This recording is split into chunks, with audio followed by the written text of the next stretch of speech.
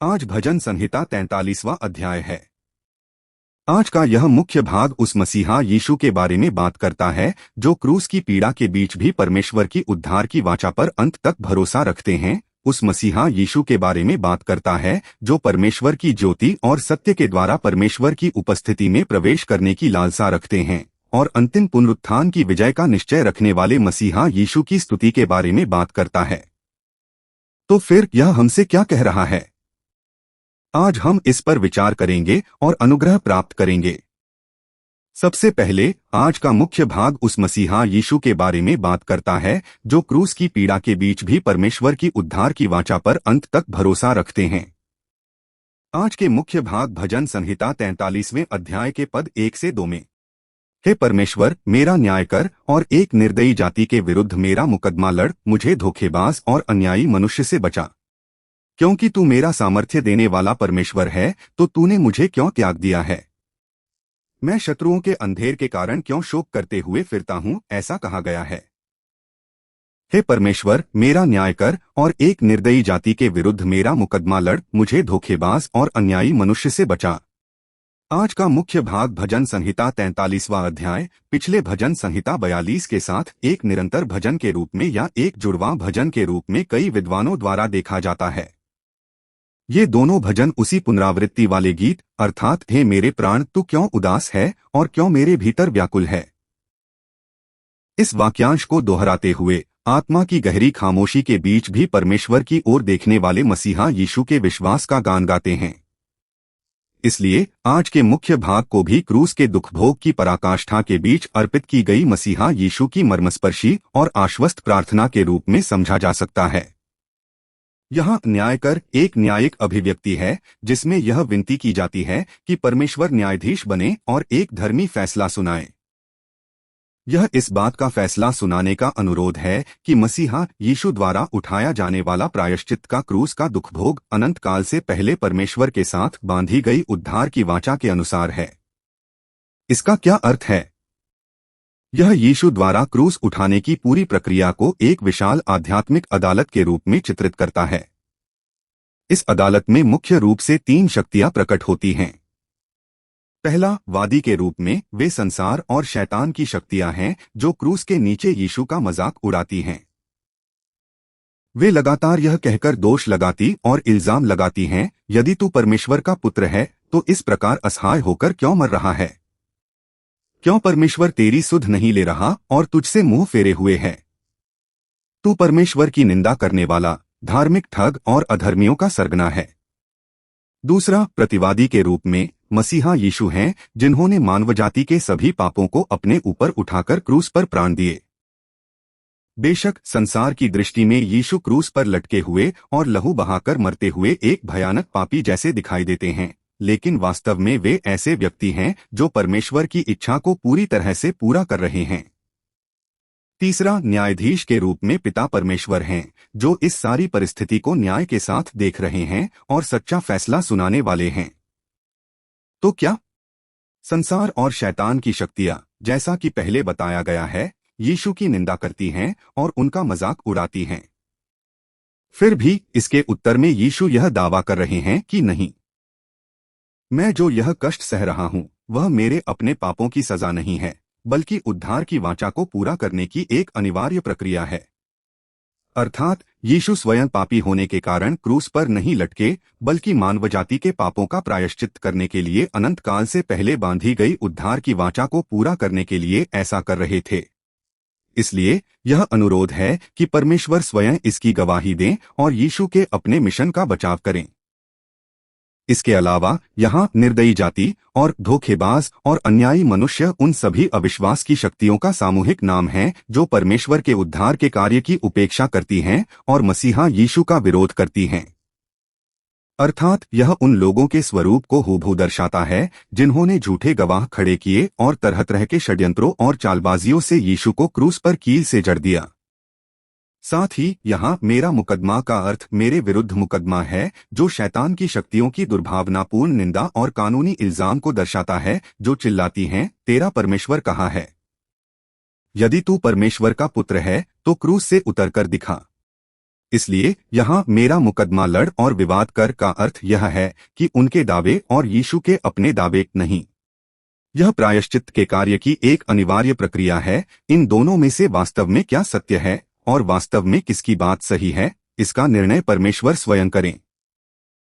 अंत में यहाँ मुझे बचा एक प्रबल अनुरोध है कि पिता परमेश्वर कष्ट के क्रूस के सुरंग को पार करने वाले यीशु को मृत्यु में से फिर से जीवित करें, जिसके द्वारा शैतान के सभी इल्जामों को पूरी तरह से चकनाचूर कर दें और संपूर्ण ब्रह्मांड में यह घोषित करें कि यीशु स्वयं इस धरती पर आए हुए मसीहा और परमेश्वर के पुत्र हैं। इसके माध्यम से यह एक पवित्र विनती है कि शैतान की शक्तियां परमेश्वर की उद्धार की योजना को कभी नष्ट न कर सकें और केवल उद्धार की वाचा पूरी तरह से पूरी हो। तू मेरा सामर्थ्य देने वाला परमेश्वर है, तो तूने मुझे क्यों त्याग दिया है? मैं शत्रुओं के अंधेर के कारण क्यों शोक करते हुए फिरता हूँ? अब यह वचन भजन संहिता 42वें अध्याय के पद 9 से लगभग पूरी तरह मिलता जुलता है। यह मसीहा यीशु द्वारा क्रूस के दुख भोग की अत्यंत पीड़ा के बीच भी अनंत काल पूर्व बांधी गई उद्धार की वाचा पर भरोसे के आधार पर किया गया विलाप है और इसमें गहरे अर्थ वाला एक अलंकारिक प्रश्न निहित है। इसके माध्यम से यीशु अपने प्रायश्चित के कष्ट की गहराई और उसके अर्थ को एक बार फिर से पुख्ता तौर पर सुनिश्चित कर रहे हैं। सबसे पहले यहाँ तू मेरा सामर्थ्य देने वाला परमेश्वर है, परमेश्वर के प्रति यीशु के अटल विश्वास को दर्शाता है। यहाँ सामर्थ्य का अर्थ केवल शारीरिक बल नहीं, बल्कि दृढ़ गढ़ और अजेय दुर्ग है। इसलिए यह अंगीकार इस बात की घोषणा है कि हड्डियों को चीर देने वाली पीड़ा के बीच भी केवल पिता परमेश्वर ही उनके एकमात्र और परम शरण स्थान हैं, और यह पूर्ण विश्वास का उद्घोष है। दूसरी ओर यहाँ तूने मुझे क्यों त्याग दिया है उस आध्यात्मिक अलगाव की पीड़ा को दर्शाता है जिसे मानवजाति के पापों को अपने ऊपर लेने वाले यीशु ने परमेश्वर के न्याय के कारण सहा था। यह भजन संहिता 42:9 के तूने मुझे क्यों भुला दिया है से अलग है। यहाँ तूने मुझे क्यों त्याग दिया है जैसी और भी अधिक प्रबल अभिव्यक्ति का उपयोग किया गया है। यहाँ त्याग दिया है का अर्थ निकाल देना, अस्वीकार करना, त्याग देना है। यह उस भयानक उपेक्षा और अलगाव की पीड़ा का वर्णन करता है जिसे क्रूस पर मानवजाति के सभी पापों को अपने ऊपर लेने वाले मसीहा यीशु ने पिता परमेश्वर की ओर से सहा था। यह पिता परमेश्वर से मौलिक अलगाव नहीं था, बल्कि पाप के प्रति परमेश्वर का क्रोध और न्याय था जो यीशु पर उंडेल दिया गया, और यह एक प्रायश्चित रूपी त्याग था। इसके अलावा यहाँ मैं शत्रुओं के अंधेर के कारण क्यों शोक करते हुए फिरता हूँ में अंधेर या उत्पीड़न का अर्थ उस वास्तविक स्थिति से है जहाँ यीशु को घेरने वाली पाप और मृत्यु की शक्तियों का दबाने वाला बोझ और नरक की आग की अनंत पीड़ा उमड़ती चली आ रही थी। अर्थात क्रूस केवल शारीरिक पीड़ा से बढ़कर वह स्थान था जहां हम पापियों को मिलने वाला नरक की आग का अनंत दंड यीशु पर केंद्रित हो गया था। यहाँ शोक करते हुए फिरता हूँ उस आध्यात्मिक अंधकार और निराशा का वर्णन करता है जिसे परमेश्वर के न्यायपूर्ण दंड के अधीन रहने वाले पापी को स्वाभाविक रूप से सहना पड़ता है, जो कि नरक की आग की वास्तविक सत्ता स्वयं है। अर्थात यीशु निर्दोष थे, लेकिन उन्होंने हम पापियों के स्थान पर पाप की अनिवार्य सजा यानी नरक की आग की अनंत पीड़ा को उठाया। वास्तव में 2000 साल पहले गोलगोथा की क्रूस की पहाड़ी को ढक लेने वाला अजीब सा अंधकार इसी आध्यात्मिक वास्तविकता को प्रतीकात्मक रूप से प्रकट करने वाली घटना थी। इसके बावजूद यहाँ आने वाले ये सभी क्यों कोई शंका या अविश्वास नहीं हैं, बल्कि उद्धार की वाचा पर अडिग भरोसे पर आधारित अलंकारिक प्रश्न हैं। यह इस बात की अपेक्षित व्याख्या पर जोर देता है कि परमेश्वर ने यीशु को क्रूस पर ऐसी भयानक पीड़ा से क्यों गुजारा। अर्थात परमेश्वर द्वारा यीशु को इस अपार पीड़ा से गुजारने का कारण यह था कि अनंत काल पहले बनाई गई उद्धार की योजना को निश्चित रूप से पूरा किया जाए। अंत में यह वचन इस बात की गवाही देता है कि यीशु ने हमारे पापों के स्थान पर उस ऊर्ध्वाधर दंड को, जिसे परमेश्वर से आध्यात्मिक अलगाव की पीड़ा कहा जा सकता है, और उस क्षैतिज दंड को, जिसे नरक की आग की अनंत पीड़ा कहा जा सकता है, दोनों को पूरी तरह से अपने ऊपर उठा लिया। दूसरे शब्दों में, यीशु ने क्रूस पर इस दंड की पीड़ा को स्वयं सहन करके हमारे सभी पापों का मूल्य एक ही बार में पूरी तरह चुका दिया और हमें अनंत मृत्यु से निकालकर अनंत जीवन में पहुंचाने वाले सच्चे उद्धार को पूरा किया। दूसरा, आज का मुख्य भाग उस मसीहा यीशु के बारे में बात करता है जो परमेश्वर की ज्योति और सत्य के द्वारा परमेश्वर की उपस्थिति में प्रवेश करना चाहते हैं। आज के मुख्य भाग भजन संहिता 43वें अध्याय के पद 3 से 4 में अपनी ज्योति और अपना सत्य भेजकर मेरी अगुवाई कर और मुझे अपने पवित्र पर्वत और अपने निवास तक पहुंचा। तब मैं परमेश्वर की वेदी पर जाऊंगा, उस परमेश्वर के पास जो मेरा परम आनंद है। हे परमेश्वर, हे मेरे परमेश्वर, मैं वीणा बजाकर तेरी स्तुति करूंगा, ऐसा कहा गया है। दूसरा, आज का मुख्य भाग उस मसीहा यीशु के बारे में बात करता है जो परमेश्वर की ज्योति और सत्य के द्वारा अपनी ज्योति और अपना सत्य भेजकर मेरी अगुवाई कर और मुझे अपने पवित्र पर्वत और अपने निवास तक पहुंचा। अब यह वचन मसीहा यीशु की उस विनती को दर्शाता है जो उन्होंने क्रूस की पीड़ा के बीच पिता परमेश्वर से की थी कि वे उस उद्धार के कार्य को अच्छी तरह समाप्त करें जिसे परमेश्वर ने उन्हें सौंपा था और परमेश्वर की महिमा से भरी उपस्थिति में वापस लौट सकें। यहाँ तेरी ज्योति परमेश्वर के उस अधिकार और पुनरुत्थान के उत्तर को दर्शाती है जो अंधकार को दूर भगाता है। यीशु इस समय क्रूस पर परमेश्वर से आध्यात्मिक अलगाव और नरक की आग के अनंत दंड के घोर अंधकार के बीच स्थित हैं। इस घोर अंधकार के बीच तेरी ज्योति भेजने की विनती करने का अर्थ यह है कि संसार के संपूर्ण इतिहास को अपनी इच्छा के अनुसार चलाने वाला परमेश्वर का सर्वशक्तिशाली हाथ पाप और मृत्यु के इस दबाने वाले उत्पीड़न को पूरी तरह से चकनाचूर कर दे और सहायता करे। दूसरे शब्दों में, ज्योति भेजने का अनुरोध मृत्यु की शक्तियों को तोड़कर पुनर्जीवित करने और इसके माध्यम से यीशु की अपनी मूल महिमा को पुनर्स्थापित करने की मिन्नत है। और यहाँ तेरा सत्य अनंतकाल पूर्व बांधी गई उद्धार की वाचा के प्रति परमेश्वर की वफादारी अडिगता को दर्शाता है। अर्थात आज यीशु परमेश्वर की इसी वफादारी के कारण क्रूस पर लटके हुए हैं और नरक की आग की अनंत पीड़ा के बीच हैं। दूसरे शब्दों में, यीशु क्रूस पर हमारी मानवजाति के सभी पापों के दंड को अपने ऊपर सहकर परमेश्वर के सत्य अर्थात परमेश्वर की वफादारी को पूरी तरह से सिद्ध कर रहे हैं। परंतु यहाँ ऐसे तेरी सत्यता को भेजने की विनती करने का अर्थ यह है कि उस उद्धार की वाचा के अनुसार यीशु के अपने इस क्रूस के दुख भोग के द्वारा इसे पूरा किया जाए और साथ ही यीशु को क्रूस की मृत्यु से फिर से जीवित किया जाए। और यहाँ अगुवाई करना मूल रूप से उस क्रिया को दर्शाता है जहाँ एक चरवाहा अपनी भेड़ों को हरे भरे मैदानों में ले जाता है। एक बार फिर से बात कहते हुए, इस समय यीशु क्रूस पर लटके हुए आध्यात्मिक अलगाव की पीड़ा और नरक की आग की अनंत पीड़ा का अनुभव कर रहे हैं। इस समय यीशु अपने बल से पुनरुत्थान प्राप्त करने की बात नहीं कर रहे हैं, बल्कि इस बात की विनती कर रहे हैं कि पिता परमेश्वर स्वयं यीशु को मृत्यु के पाताल लोक से बाहर निकालें और महिमा के स्वरूप में उनकी अगुवाई करें। यह पुत्र यीशु का पिता परमेश्वर के प्रति पूर्ण समर्पण है, पिता परमेश्वर की इच्छा के प्रति कठोरता से आज्ञापालन का कार्य है और साथ ही यह इस बात को भी दर्शाता है कि क्रूस को पार करने वाला पुनरुत्थान का मार्ग पूरी तरह से पिता परमेश्वर की संप्रभु अगुवाई से ही पूरा होता है। और यहाँ पवित्र पर्वत और निवास उस पवित्र निवास स्थान का प्रतीक हैं जहाँ परमेश्वर निवास करते हैं। क्रूस पर लटके हुए यीशु के लिए इसका अर्थ अब यरूशलेम का मंदिर नहीं रह जाता। इसके विपरीत इसका अर्थ वह अनंत संगति है जो उन्होंने अवतार लेने से पहले पिता परमेश्वर के साथ आनंदित की थी, अर्थात स्वर्ग के सिंहासन की महिमा।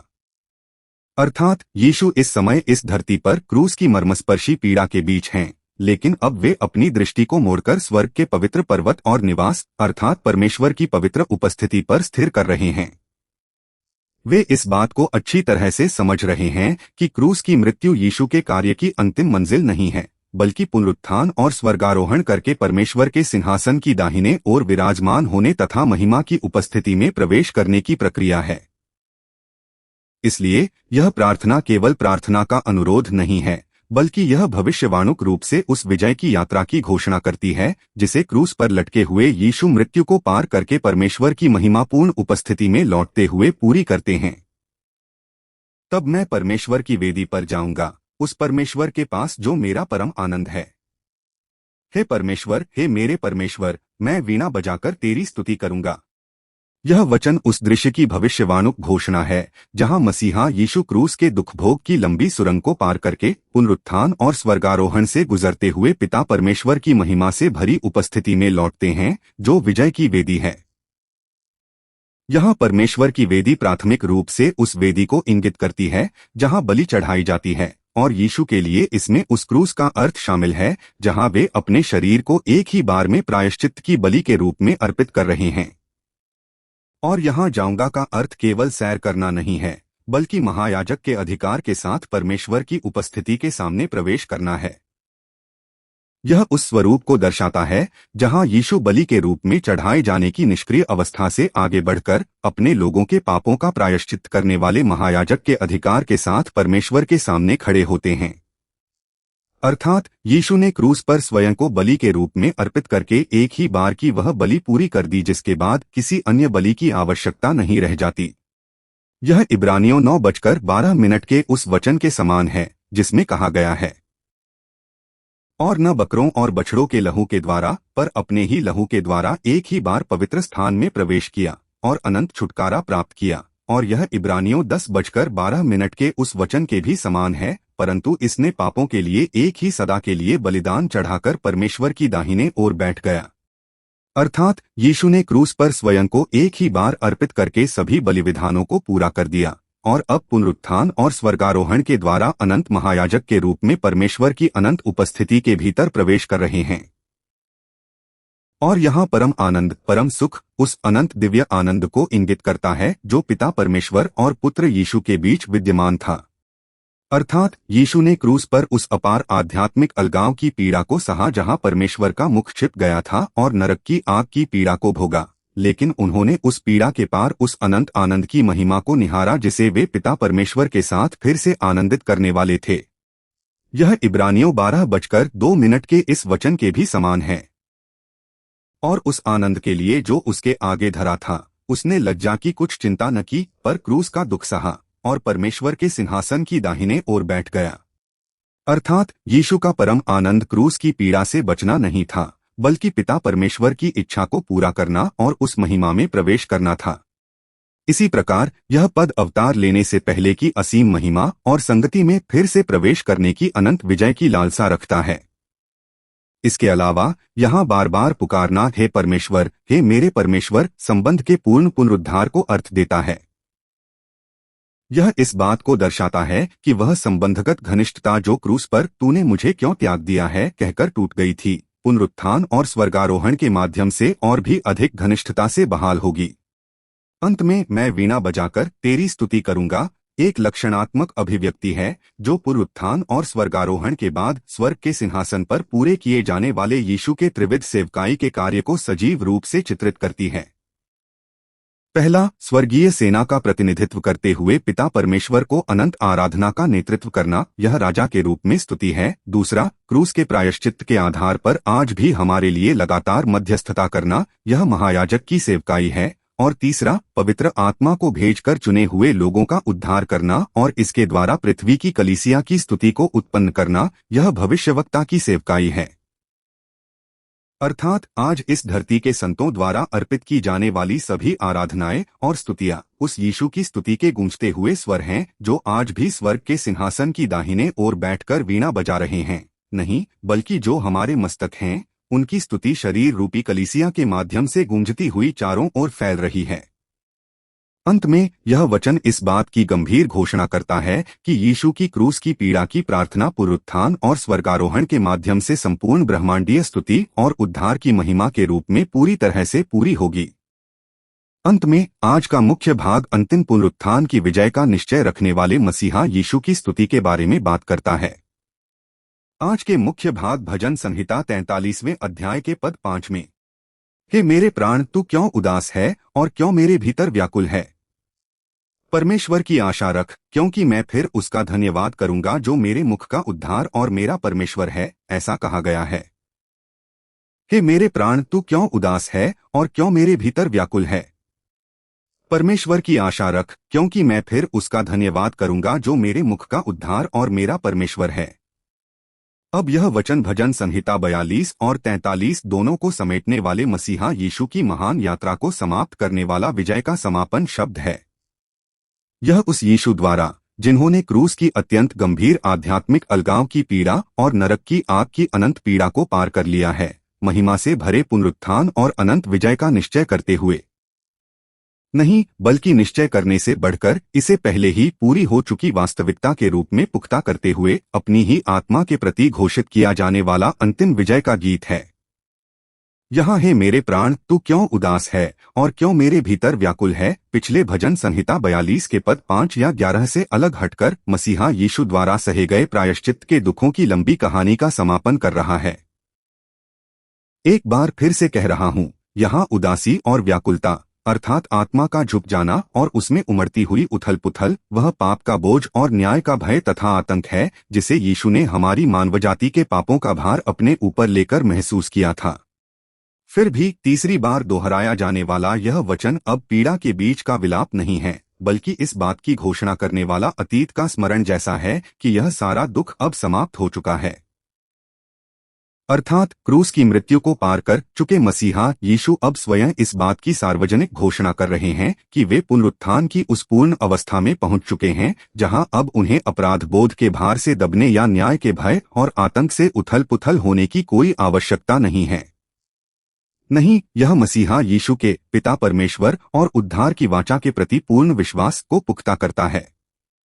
और यहाँ परमेश्वर की आशा रख इस विश्वास की परिपूर्णता को दर्शाता है। इसके अलावा यहाँ आशा रख अब केवल अपेक्षा और लालसा रखने के स्तर पर नहीं है, बल्कि यह इस बात की घोषणा करता है कि वह विश्वास जिसके साथ यीशु ने क्रूस पर परमेश्वर की ओर देखा था, यीशु के अपने पुनरुत्थान के माध्यम से एक वर्तमान वास्तविकता यानी आंखों के सामने का सच बन चुका है। अब पिता परमेश्वर पुत्र यीशु से दूर स्थित ऐसे व्यक्ति नहीं हैं जिन तक पहुंचना पड़े, बल्कि वे पुनरुत्थान की महिमा के भीतर अनंत काल से सदा साथ रहने वाले वास्तविक उपस्थिति के परमेश्वर हैं। यही बात यहाँ क्योंकि मैं फिर उसका धन्यवाद करूंगा जो मेरे मुख का उद्धार है के संबंध में भी लागू होती है।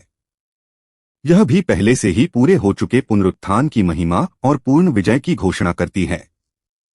अर्थात यह इस बात को दर्शाती है कि पिछले भजन संहिता 42 के पद 11 में मेरे मुख का उद्धार के रूप में घोषित किया गया विश्वास अब मेरे मुख का उद्धार करने वाले, मेरे मुख में सहायता करने वाले के रूप में वर्तमान इतिहास बन चुका है। दूसरे शब्दों में, क्रूस पर अपमान और थूक से भरे हुए यीशु के चेहरे अब आने वाले पुनरुत्थान की सुबह को परमेश्वर के उद्धार करने वाली महिमा की ज्योति से पूरी तरह परिपूर्ण दिखाई दे रहे हैं। अब यीशु मृत्यु के अंधकार को चीरकर बाहर आए हुए विजेता के रूप में मृत्यु से उन्हें जीवित करने वाले पिता परमेश्वर की ओर अनंत स्तुति अर्पित करते हैं। इस दृष्टि से यहाँ फिर उसका धन्यवाद करूंगा, यह कोई ऐसी सशर्त स्तुति नहीं है कि यदि यीशु स्वयं पुनर्जीवित होंगे तो वे परमेश्वर की स्तुति करेंगे। इसके विपरीत यह उस साहसी विजय का अंगीकार है जो यह घोषित करता है कि चरम पीड़ा के बीच भी बिना बदले पिता परमेश्वर को पकड़े रहने वाला यीशु का विश्वास अब अंतः पुनरुत्थान नामक वर्तमान वास्तविकता यानी आंखों के सामने के फल के रूप में निश्चित रूप से उत्पन्न हो चुका है।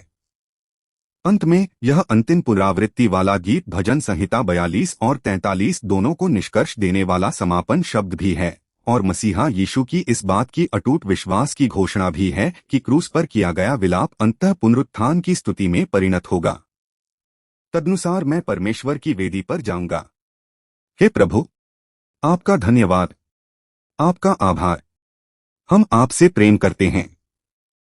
2000 साल पहले इस धरती पर आकर क्रूस पर लटके और अपना लहू बहाकर प्राण दिए, हमारे सभी पापों को दूर किया, हमें मुफ्त में धर्मी ठहराया, हमें परमेश्वर की प्रजा बनाया और हमें स्वर्ग में प्रवेश करने का अवसर दिया। इसके लिए हम आपका धन्यवाद करते हैं। कृपया हमें ऐसी कृपा प्रदान करें कि हम इस पर पूर्ण विश्वास रखते हुए स्वर्ग में प्रवेश करने वाले लोग बन सकें। यीशु मसीह के नाम से आशीष मांगते हुए प्रार्थना करते हैं। आमीन।